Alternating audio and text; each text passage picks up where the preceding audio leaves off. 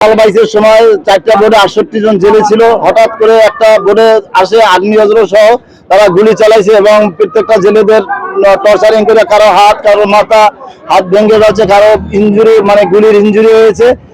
জানি ওদের কাছে আগে অস্ত্র ছিল। তারপরে হঠাৎ করে এখন আমাদের জেলেরা সাগর থেকে ফিরছে, কতটা অস্ত্র ছিল বা কতটা লোক ছিল আমরা সঠিক পাইনি। আমরা পরবর্তীতে সঠিক যদি পাই আমরা আপনাদের মিডিয়াকে জানাই দেবো।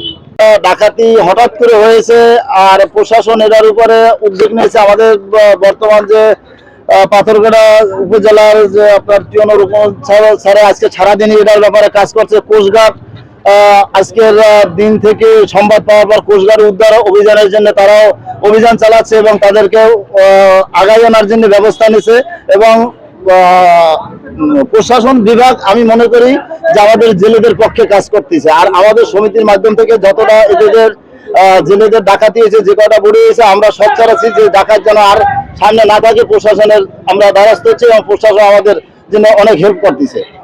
আমাদের 14 জনের মতো বেশি গুরুতর আহত আছে, 14 জনের মতো বেশি।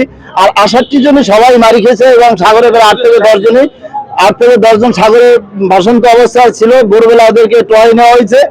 আর বাকি আর কতজন ইনজুরি আছে বেশি আমরা বলতে পারি 14 জনের মতো আমরা এখন বর্তমানে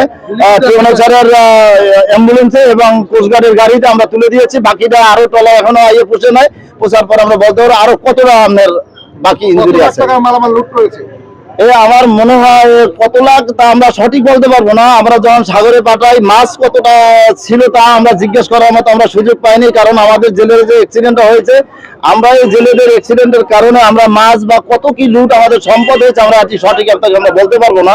তো আমরা ধরেন মিনিমাম 4টা বোর্ডে মিনিমাম আমরা 1 থেকে 2 কোটি টাকা আমাদের সম্পদ মিনিমাম থাকে।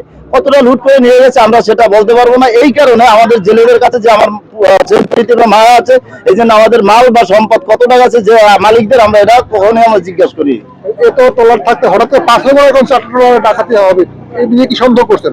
আমরা রাজাখালী, খাসখালী এবং রাজাখালী, বাঁশখালী, খাটখালীতে আমরা দেখা যাইতেছে যে এরা বিভিন্ন যে আমরা উদ্বস্ত বলেন আর রোহিঙ্গা বলেন, এরাই ম্যাক্সিমাম ওই জায়গায় যে বাসিন্দা আছে এদের কাছে আগ্নেয় অস্ত্র আছে। বা বিগত দিনে আরো যে ট্রলারগুলো ডাকাতি হয়েছে ওখানে নিয়ে আমাদের বিগত দিনে পাথরঘাটার কিছু লোকজন ডিস্ট্রয় হয়ে গেছে, মৃত্যু হয়েছে।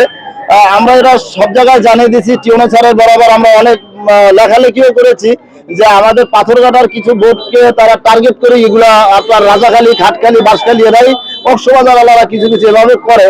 এর প্রতিহিংসা হয়তো আমি মনে করি প্রতিহিংসা থাকতে পারে, উদ্দেশ্যমূলক হইতে পারে। আমরা হবে না এটা আমরা বলতে পারবো না।